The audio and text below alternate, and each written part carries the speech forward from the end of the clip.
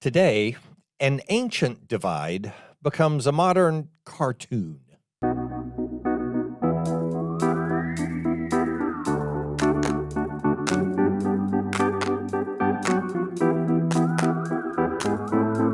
Welcome to Coffee with Creamer, where you get to sit down with our host, Dr. Barry Creamer, for a conversation about faith, life, and culture. We'll look at old ideas through a new lens, turn those culture wars on their head, and paint a picture of the way things could be. If you like your thinking deep and your coffee hot, pull up a chair. You're in the right place.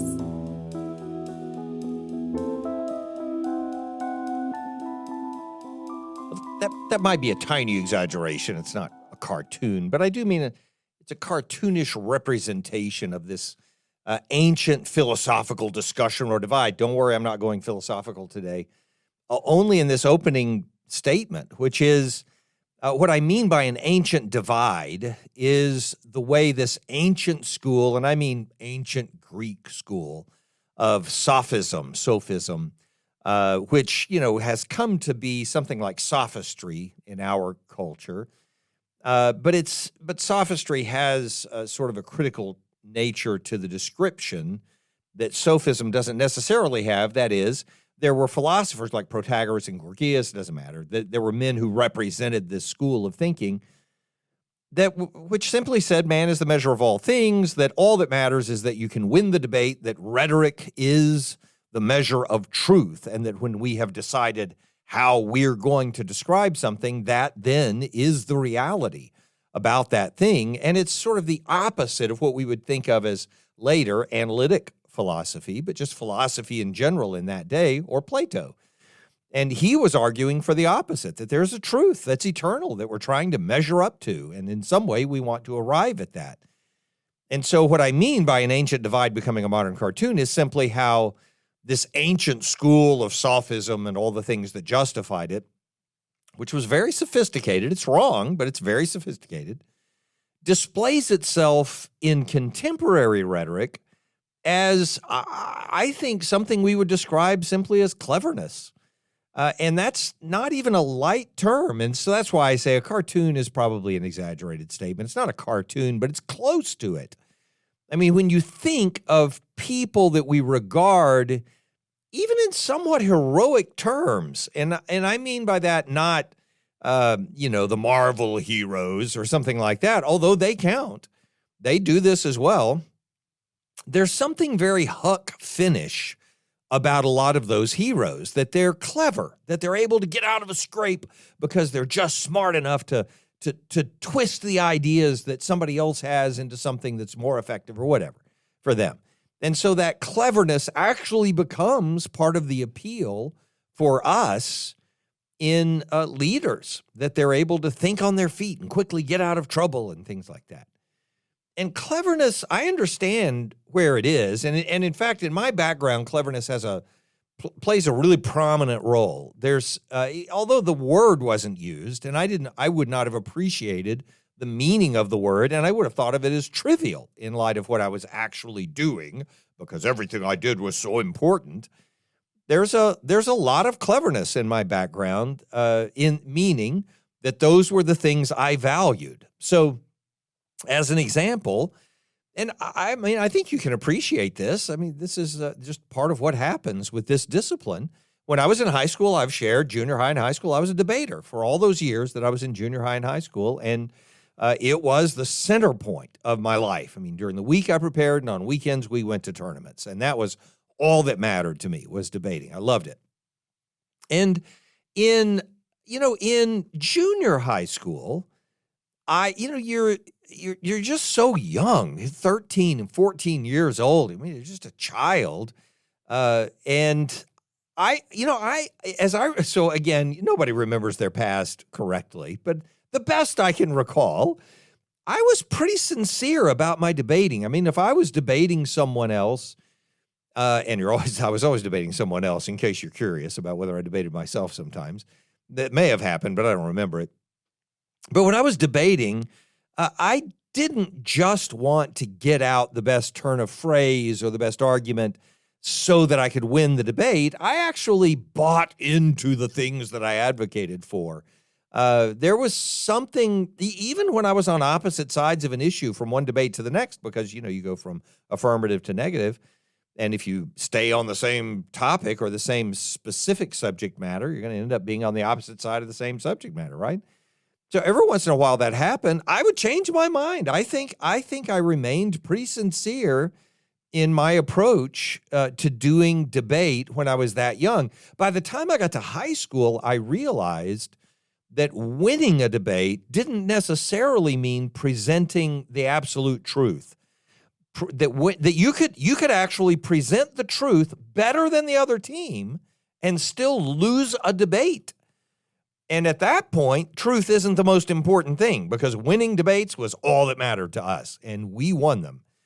And so for me in high school, and I would not have known to use this term for it when I was in high school, but my partner and I became extremely clever at winning a debate, at hearing an argument and knowing, oh, well, this is the way you can take that argument down. It doesn't really matter whether it led to the truth or not. It doesn't matter whether the argument is justified on the basis of the premises and blah, blah, blah. I can guarantee you that we can use enough terms about that first premise or enough terms about how you draw a conclusion that we can convince somebody that it was a bad argument, regardless of what kind of argument it was. And that made me, it just changed my way of thinking about how to be persuasive with an audience. Because, when I was doing it in debate, I could embrace a view that I did not hold. And I would do it temporarily in abeyance. I'll adopt this view that says that it's okay to mandate wearing seatbelts and putting airbags in cars. I'll adopt that view and I'll argue for it for an entire year.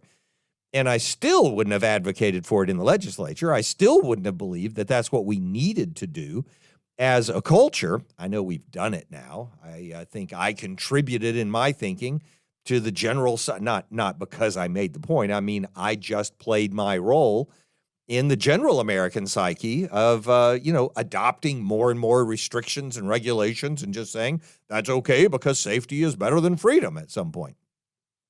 Don't worry, I'm not going down that road either right now. I'm just making the point that at the time I held the opposite view of the case that I argued all year, and it was because I could win with it. And that for me was just it was just learning a technique. It was learning a skill, the ability to communicate effectively and make arguments and persuade people to vote your way and all that kind of stuff. And the judges too. The judges would have voted yes, for the affirmative, no, meaning voting for the negative. They could vote either way for either team without making an ideological commitment to the things the teams were saying. We all got that. So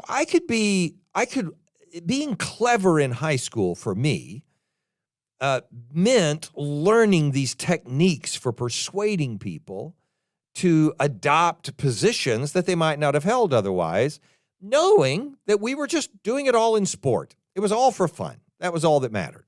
Okay.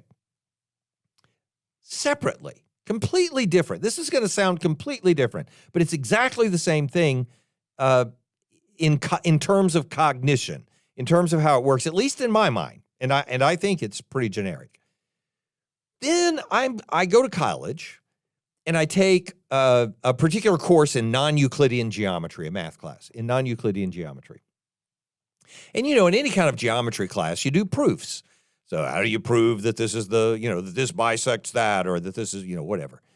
But in non-Euclidean geometry, you're doing slightly higher level proofs. And so it's not, non-Euclidean geometry is geometry where not everything's not just measured as if it has to be in the three-dimensional space the way we think of it. And so it's not necessarily flat surfaces and stuff like that. And so it's not just the way we think of a Cartesian plane or something. So anyway, so I'm taking this non-Euclidean geometry class, and I'm doing proofs. And I realize at some point that the proofs are complex enough that I'm starting with the information that I've been given, but then I'm looking at the end. I know the outcome of the proof that I'm supposed to arrive at, and I'm doing the thing. So I don't think I realized what it was at the moment. I mean, I sort of did. I realized that I was creating steps backwards from the conclusion that I wanted to draw, and I was creating steps forward from the information, the assumptions, the givens that I had been given. And I was waiting until I could find somewhere that I could build a bridge between the two, and then you could jump across and say, oh, now I have a proof. I have all the steps from A to Z, where I would start and I would have A to D and I would have Z back to T, and then I'd be kind of wiggling my way a few different directions and trying to find how they could come together. And, well, those don't join together and that doesn't join together. And, oh, there's an M and an N. I'll do it there. And then I'll build the bridge. And on those, you had a test in place because each step had to be demonstrable on the basis of some axiom or corollary or whatever. And so, you could go step by step, and you had to. This was the whole point of doing the proof, and demonstrate that you had actually arrived at a legitimate conclusion, right? But I realized in doing it, and this is when this first hit me, I realized that I did that with almost everything I did. That when I was debating, I would look at the conclusion I wanted to draw. Well, that argument's dumb. And then I would look at the information I had, which might have been a really good argument. And I would start creating steps. Well, we can attack the premises here, and we can attack the conclusion here, and we can attack the person who gave it here ad hominem, and we can, we'll find some way. Oh, there's an M and an N. Join them together. And I'll draw the conclusion. I realized that that's what I did with my rhetoric as well. That when I wanted to make a point, I could find a bridge, and it might be legitimate. It might be a little, it might involve a leap. Well, I'm going to jump from L to Q, okay? But I know that we could find the M and OP. They're there. I'm just going to jump across them because I don't have time to do all that right now. Or they may not be there, but I really want to get across to Q. So we're going to jump, okay? And I also realized that when I did that, most of the time, people weren't willing to do the work to decide whether there was a legitimate bridge between L and M or between M and N. Are you following the metaphor? Because if you're not, these letters are probably very confusing. But hopefully you do. I'm trying to get from A to Z. I really only got from A to L and then Q to Z. Now do you get the metaphor? But I wanted to build the bridge in between those things as well. So I got a metaphor of a metaphor. I'm building bridges in the alphabet. That's very confusing, isn't it? Surely you get what I'm talking about. And the point is, who's going to do the work of reconstructing every letter of the alphabet when somebody's put a really long and complicated argument in front of you and they've said it in a way that makes you believe that they've done the work to justify it? You're just going to take their word for it. And I realized that that's what people did when I was doing my speaking, when I was debating or giving some kind of a message. I was already preaching at the time. And so, it happened just the other day, by the way, this same cognitive practice with a maze. And maybe this metaphor will help you more than the alphabet or, all the other stuff. But I did it with a maze the other day because I had a couple of my grandkids with me. And they, one of the grandkids gave me a maze and said, do this. It was one of those mazes that's in the paper or something. it's just it's a kid's game. And so they gave me the maze and I looked at it and I thought, oh, well, this isn't going to be too difficult because it's more than I could just glance at and do. And so they handed me the maze and they said, do this. Like they believed it was going to be really hard. And again, these are little bitty kids. These are my grandkids. But they're little bitty kids, but I still want them to think that I'm overwhelmingly intelligent, right? So anyway, they give me the maze, and so I do the thing that you do with a maze. I think everybody does this with a maze, which is I look at the starting point where I know I have to begin. I see the ending point where I know I have to end, and I start working through it in my head from both ends so that I can just sort of see where do all the barriers hide and which path isn't blocked. And while I'm doing that, I'm talking to them. What, you want me to do this? Why do you want me to do this? Oh, it's a maze. Oh, okay. Well, how do you do the maze? What's the goal? To start where and start? I'm saying all those words. I'm not even really communicating with them. I'm just doing bluster so that I can look at the maze and figure out where the answer is. And by the time I find the answer, I go, oh, okay. So you want me to go from there to there. Okay, well, I'd go like this, and I'd draw through the maze. But the only reason I could do it is because I had looked at the beginning and the end and found the meeting point in the middle. Didn't cheat at all, but I did look at it the whole time that I was jabbering with them about what the rules were for the maze. My daughter, she would have none of it. She was watching me do all this with the grandkids, and they were like, I mean, their jaws dropped. They're like, how did you do that? Oh, man, how did you? And my daughter, she's just like, I'm not letting you get away with that. She says to him, he was working on it the whole time y'all were talking with him, and let them know what was going on, which was, I mean, I just thought it was funny. I thought the whole exchange was funny, and it was so fun doing it with them, but it was also a reminder to me of how easy it is for us to cloak what we're actually doing in the way we present it to people, right? And that's a part of cleverness as well. Sometimes you use cleverness to find a legitimate path between things. That's fine. Other times we use cleverness to cloak a cheating way, something we've done that's not quite straightforward. And maybe we really were cheating. Maybe we are being actually deceptive.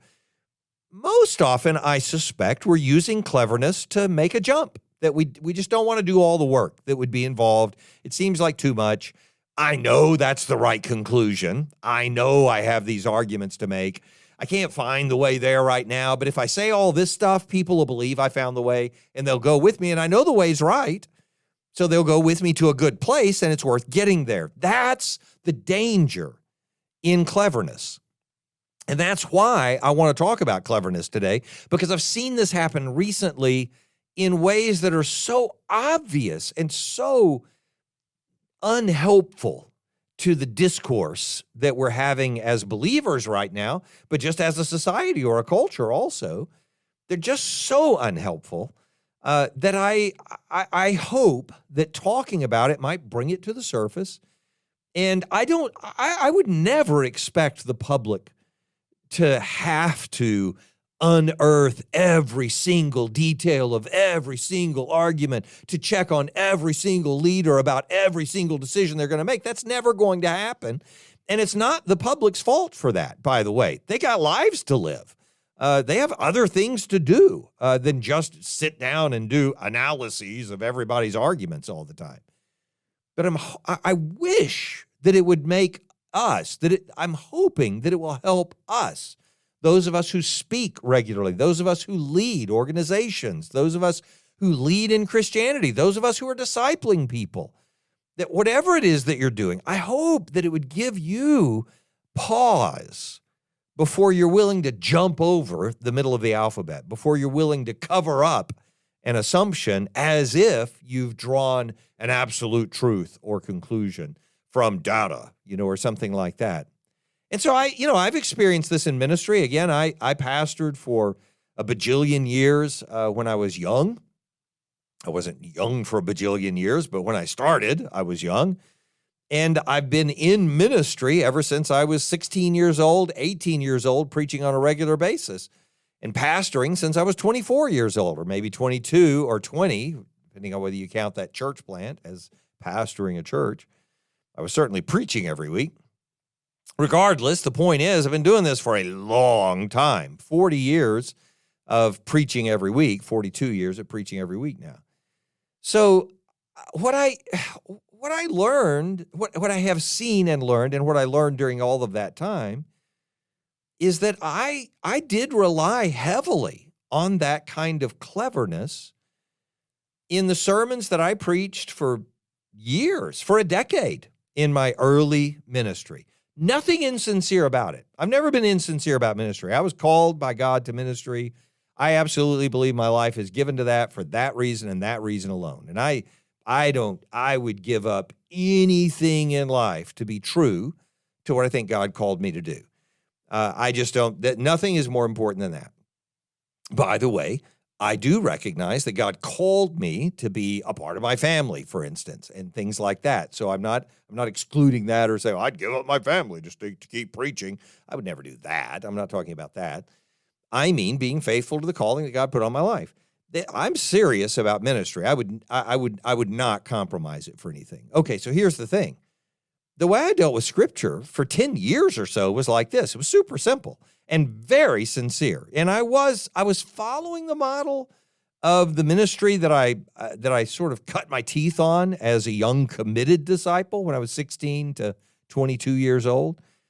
I was following that model in some ways as far as enthusiasm and zealousness, commitment, and all that. But I was also much more committed to the actual text of Scripture than a lot of the people that I was around at that time. And I'm not even saying that to pat myself on the back. I'm just saying it was a distinction.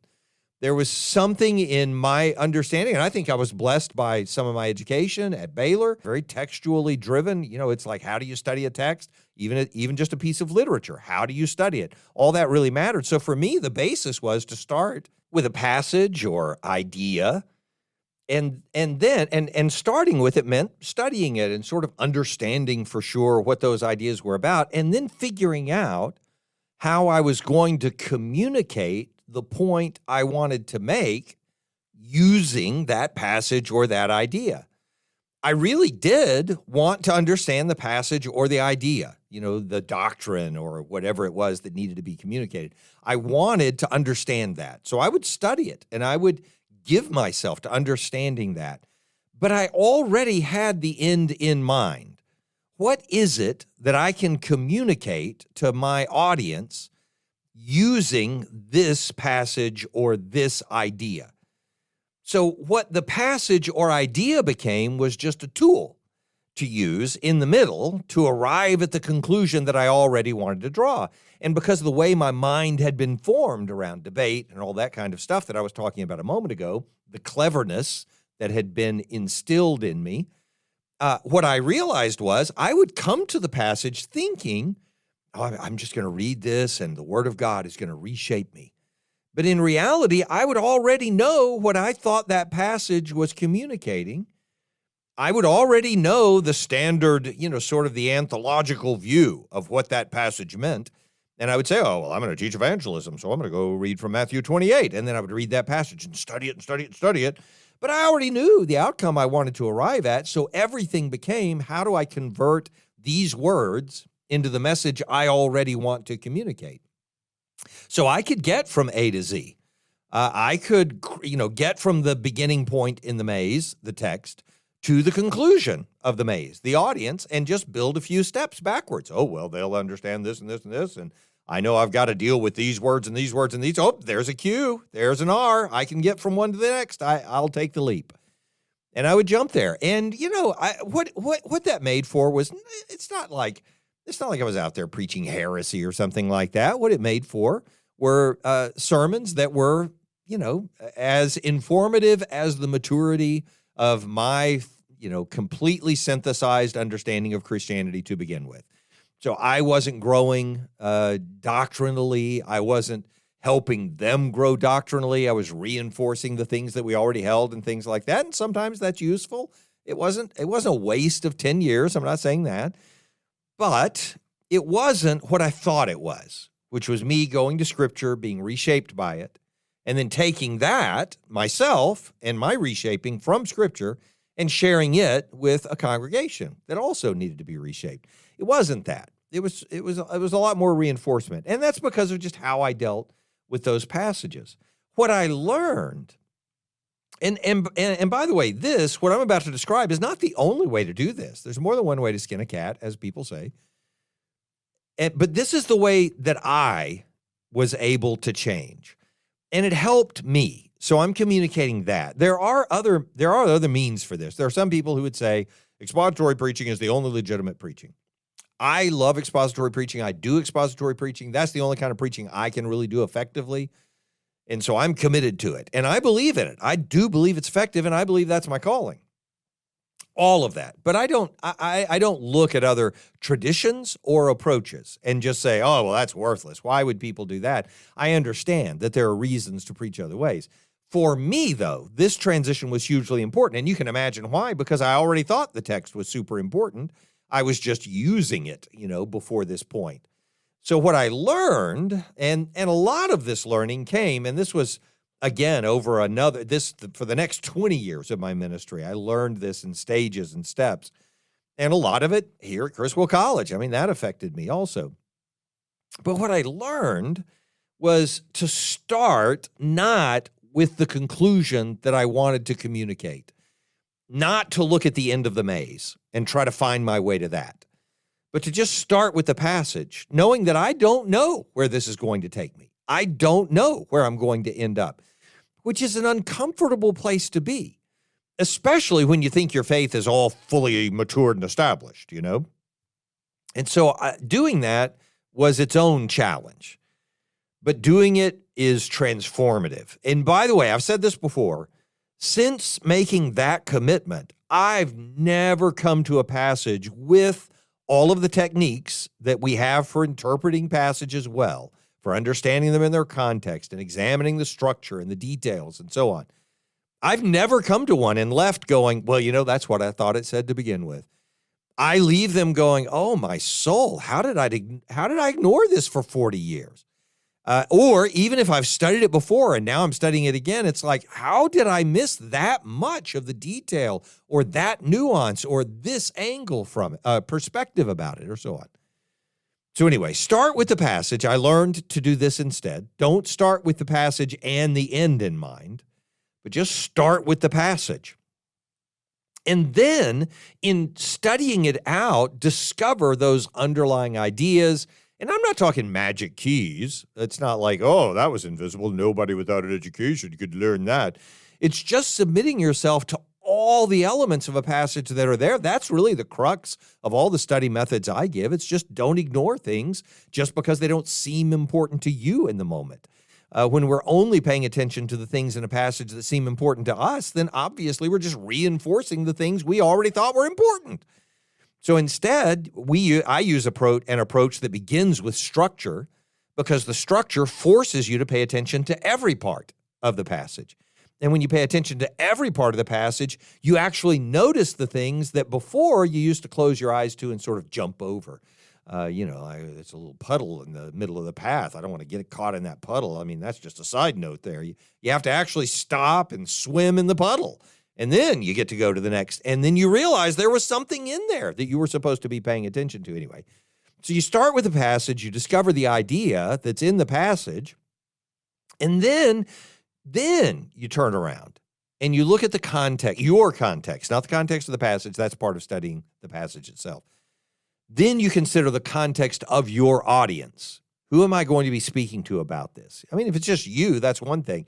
But if I'm going to be communicating it with other people, then I learned that at that point I turn around and say, well, now, okay, so I have to think about this in terms of people who are individualists. And I have to think about this in terms of people who are American and people who have material resources and people who aren't going to lose their job because they profess their faith in Christianity, although there's more of that now than there used to be.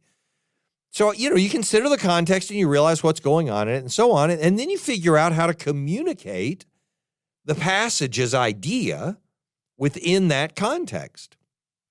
And, you become a mediator. This is how I was taught at Criswell College. You become a mediator between the Word of God and the people of God. And that's how God wants to use someone who's communicating about his Word.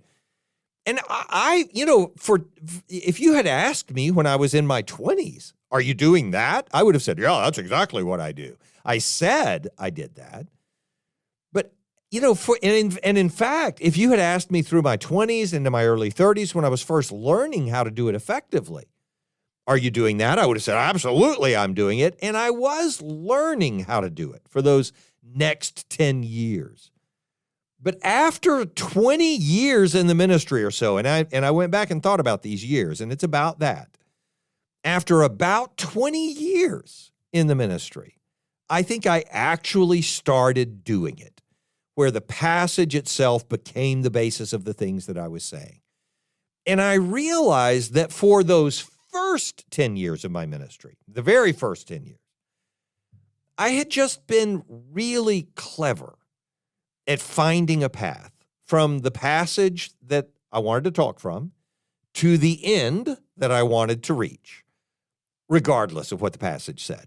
And I'm embarrassed by that, but I think honestly, it's hard not to do that when you're really young and you're trying to be a public speaker and you're, trying to lead and do ministry, and then you got to show up on Sunday morning and have sermons ready. So when I hear 20-year-olds do that now in ministry, I don't attack them or what's wrong with you? You're using cleverness to besmirch the word of God.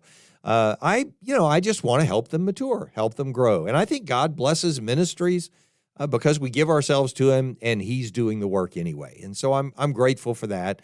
And that doesn't mean we're not responsible for growing and improving. It doesn't mean our work's not important. But it does mean I'm not super condemnatory about other people I hear making the same mistakes I made. They have to grow just like I had to grow. And I certainly haven't arrived. I mean, for heaven's sake, I know that. Every time I go back and study a passage, preach it again, I realize how much more I need to learn every time I'm going back to it. I say all of that to say, even in the things that I value most, it has been a part of my realization that our tendency as human beings is to be clever. It's one of the things that makes us human. We solve problems, and we solve the problems by looking at the beginning and the end and sort of working our way towards the middle. And we don't really care if the joint between the two is precise. We just need to get somewhere where you can jump across and reach one side from the other. And at that point, we don't really care whether all truth has been realized. We just care that the problem was solved.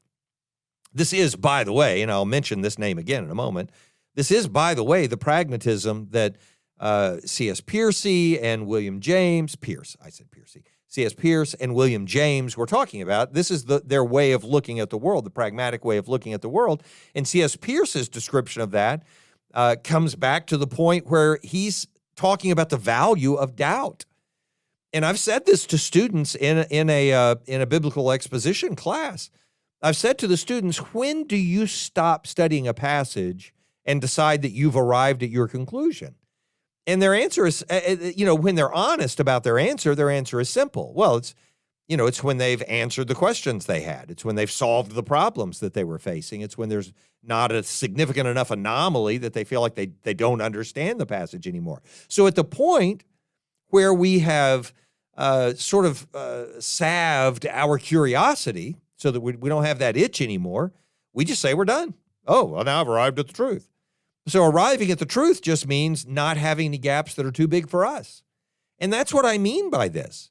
Doing that and thinking, oh, now I've arrived at the truth because I can jump across whatever chasms I need to jump across is just not recognizing the harm that we could also create by jumping across the wrong way and feeling like we've arrived securely on the other side. But in reality, having led ourselves astray, having jumped across the wrong chasm, having arrived at the wrong point, and arriving at the conclusion we wanted to draw, but not realizing that we probably should have drawn a different one. All of those are dangers that we have because we're better at being clever than at being, convictional. And I don't mean that we would lack conviction or lack commitment to the things we believe, but I mean we're better at being clever than at being convicted of the things that we're thinking that are wrong. Because being confronted with what we think is wrong, we just view as a dead end on the avenue through the maze we were taking there. Well, that can't be right because it leads to a conclusion I don't hold. So I need to back up and I'll try a different path. And we find some other path and we can leap across a wall, a low-standing wall somewhere, and we say, oh, finally, I made it back to what I already believed. And we're not changing anymore. Cleverness is a real threat to the intellectual honesty that can bring transformation to us if we're willing to be confronted with things we're not necessarily comfortable with. Okay, you get the idea of why I'm saying it's so important. So let me explain it in other terms. Let me put cleverness in the context of language for a minute. And I believe if you'll just hang with me for a minute, there's so much more I want to talk about. I want to apply it to some specific arguments that I've heard in our culture, and I mean denominationally, but also just in the culture. I want to apply it to that, but to get to that, I think we need to lay a decent basis for what I mean by talking about cleverness this way. So let me put it in terms again of William James. So William James is famous, and this is putting cleverness in terms of how we use our words, how we use our language. And we had an episode early on, one of the very first episodes we did, that was about how we use our terms, defining the terms. And whoever defines the terms wins the argument, So I would encourage you to, if you haven't ever listened to the early episodes, I would encourage you to go back and listen to some of them. because I think they can help lay a groundwork for what we're trying to do here overall in all of these episodes and in the whole podcast. But anyway, language and cleverness have a really important relationship, and it shows up in a way that wouldn't directly attach itself to cleverness, but instead just to a problem that we face normally in contradictions. And so I've told you this story before, so I'll give the brief version of it here. But it's a story about William James talking about some of his friends having an argument about whether a squirrel is going around a tree or not, or whether they're going around the squirrel or not. So what I mean by that is this. His friends are having a discussion on near a beach or something. There's a tree there. There's a squirrel there. We've all been there.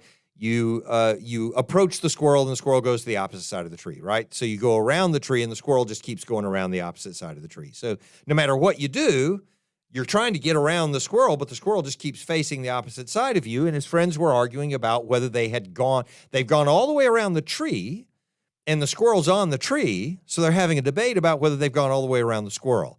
I know it sounds dumb, but in reality, that's a fun kind of debate for me too. So I understand they're arguing about it. Anyway, the point is, they're arguing about it and they can't agree. Well, you didn't go around the squirrel. It was facing you the whole time. You never got around to the backside of the squirrel. And then somebody else, well, look, the squirrel's on the tree. I went all the way around the tree. The squirrel was never not on the tree. I went around the tree. The squirrel's on the tree. I went around the squirrel.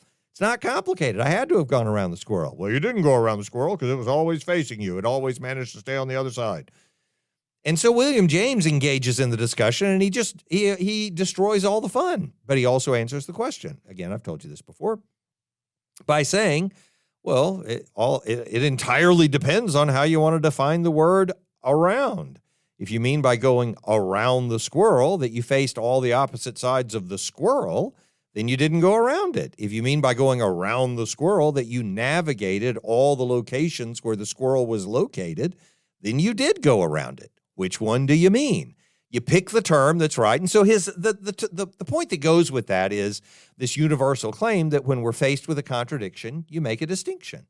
When you're faced with something that seems to be a paradox, an actually existent contradiction in the world, if you make a distinction, if you clarify the terms, then you'll realize what it is that's going on, and you can resolve the discussion that way.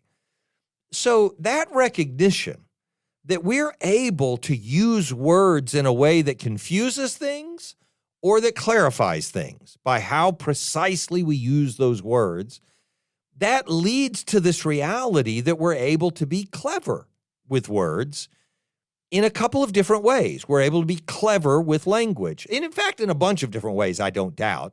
But I'm just going to give you two that I think are most prominent. And I think one of them is much more prominent in our culture right now. And again, these are ways, and I'm not saying that people have ill motives. Some do, no doubt. Most, I don't think, have ill motives in it. But these are the ways that we make ourselves deceptive, even when we're trying to get to the truth. Even when we're trying to draw the right conclusion, we can actually lead people astray because we become too clever with our language. So how do we do that? Well, one way, and this is the second way, by the way, I'll go backwards. The one that I think is more important, I'll give second. So the less important way, the second most important way, the first one we're discussing, would be to create distinctions where none exist, right? So you use words as if they mean something completely different, but in reality, I mean, the term just means what it does, and you ought to just stick with that, right? So we create distinctions where no distinction ought to exist, or where a distinction was formerly unrecognized. And therefore, we end up being able to make the point that we want to make. We do this with a lot of doctrinal stuff, by the way, and a lot of philosophical stuff. Oh, I'll solve the problem. I'll invent a word, or I'll create a distinction between this use of the word and that use of the word, and now it'll be okay. People do this with the will of God. I mean, how can God be omnipotent and yet his will not be fully expressed? And then if he is omnipotent and omnibenevolent, his will is fully expressed, then how can there be evil in the world? Well, he has a will that's his wish will, and then he has a will that's his intent will. And so we'll divide the word will into all these, we do all that kind of stuff. I'm not saying all of it's illegitimate, maybe legitimate, but sometimes we are creating distinctions where none exist. I think the most famous case of this, at least in the world that I'm surrounded by, is when Bill Clinton took the, significant beating, and he took a beating over this from a lot of people, over his cleverness with the word is, right? It depends on what the meaning of the word is. I can't imitate Bill Clinton, I'm sorry. So, but it depends on what the meaning of the word is. Well, the word is can have a lot of meanings, okay? So I acknowledge that, and I think all of us acknowledge that. But it's like, when they were asking you the question about your relationship or whatever, I don't think it was really complicated what they meant by is. And I think you understood it, and I think you're just being clever by saying, but I can create a distinction between the meanings of this word is and that word is. And so it wasn't well received. Now, regardless of what you think about that argument or him or the politics of it or all that kind of stuff, I don't even care about any of that. Obviously, it's a long time ago. But the point is, it has stuck there because we recognized that that's one of the ways people use cleverness to kind of cloak what we know is the truth, or what we ought to know is the truth, what we ought to discover as the truth. That happens. People do that. But I don't think people do that most of the time. It happens sometimes from people who are particularly manipulative with the language, and that includes me. I don't mean that in a bad way. I do mean it in a bad way, but I don't mean it in a universal condemnation type of way. But the other way, the more prominent way, the second way we'll talk about, but the most important way that I think we use language and cleverness to cover up the truth, to make ourselves deceptive even when we're trying to get to the truth, is by erasing a distinction between words that actually ought to be separate. So we erase a distinction by using a single word to describe two different things. And that practice is actually the basis of a whole class of logical fallacies. There's a whole group of them. They're called fallacies of ambiguity. Ambiguity, where a thing means more than one thing, and you could take it either direction. So it's that is, and for those of you who are into logic or you have some background in logic, you'll know what I mean by these things, and I'll pass by them quickly. You can cover up a four-term syllogism with ambiguity. You can create an equivocation, an amphiboly, commit a fallacy of composition or division using ambiguity. Yeah, fallacies of accent are fallacies of ambiguity as well, where we are using a single phrase or word or expression or whatever to describe two different things. So, for instance, when people are trying to condemn Jesus in Scripture, in Matthew 26, they're looking for somebody who can say, why should we condemn this man?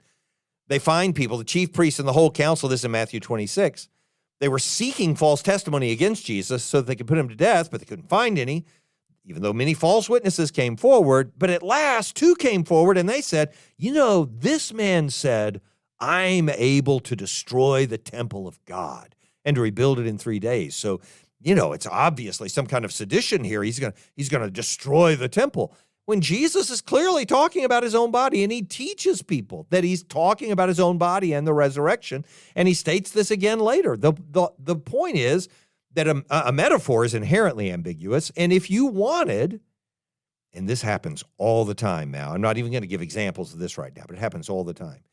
If you wanted, when someone uses a metaphor, they're automatically being ambiguous. That's what a metaphor is. Juliet is the sun. Don't you call my daughter a hot burning ball of gas? That's not what I meant by sun, right? Well, that's what a sun is, and you said she's the sun. So, a metaphor is always ambiguous. So anytime someone's using a metaphor, you could start accusing them of saying all kinds of things they're not saying. And I hear that happen all the time. I hear it with people who are trying to practice, what gets labeled as cancel culture, but when people are throwing social media barrages at people because they said something, just anything about something that offends people, but they were using it as a metaphor for something where everybody should have said, that is what that's like. And we don't want to be that way. Anyway, you get the idea. I don't want to stay there because I'll get caught on those examples and we'll never end.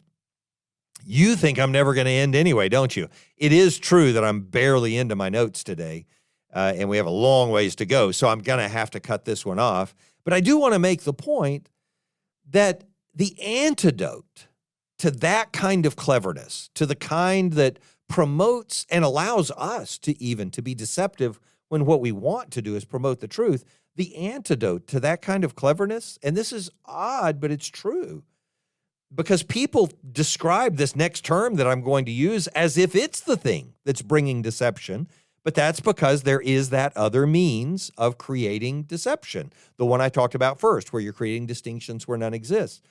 The solution, because this first problem is more prominent, the problem that says we're erasing distinctions by using a single word to describe two different things, the solution to that, obviously, is nuance. The antidote to the kind of cleverness where we're putting ourselves in a position of being deceptive even when we're trying to get to the truth, the antidote to that is nuance. Because when you use nuance, you dig down where words have become obfuscated by confusion, and you create clarity through precision. You make a distinction where there otherwise would have been, if not fully a contradiction, there would have been some confusion. So you go in and you say, well, look, let's clarify the words here, and let's use this word when we mean that, and let's use that word when we mean that, and let's be clear about how we're doing this. And I think that happened in a lot of conversations I heard between people talking about women in ministry. You know, somebody would say a woman, Anne Graham Lotz, is a preacher. And they would say, oh, I don't believe in having woman pastors. Well, you know, anybody with any theological training, and I don't mean that insultingly. Some people don't have theological training, and you wouldn't know to parse the difference between a preacher and a pastor, between the meaning of the word preach and the meaning of the word pastor. I mean, nobody's going to know that if they're not steeped in some kind of theological education. But for those of us who are, we know there's a big difference between those two words. And it's an important difference that people ought to recognize. And so what I want to do is take this as background, how steeped we are sometimes in our own cleverness. I want to take that as a little background and apply it to some of these discussions and debates, including the ones that took place at the Southern Baptist Convention last month in New Orleans. And just say, let's be less clever and more transparent, clearer about how we communicate on these ideas. And let's apply it to some of those specific ideas. And as I started to do that, by the way, in preparing for that part of this discussion, I realized that if I looked back over the last decade or really 2 decades, that I had already seen that we need to leave behind some of our cleverness and become more transparent, more honest, clearer in what we're communicating with each other. So I'm going to cut it off here for now, and then the next episode we'll take it up again so that we can understand the difference between being clever and being clear in our presentation of the truth.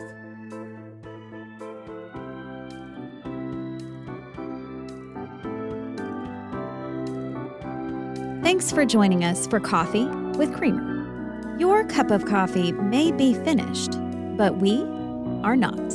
Come back next week for a refill as we sit down to examine a new set of ideas and cultural issues. Don't miss an episode. Subscribe wherever you get your podcasts or visit our website at barrycreamer.com. Until next time, keep your mug hot and your mind sharp.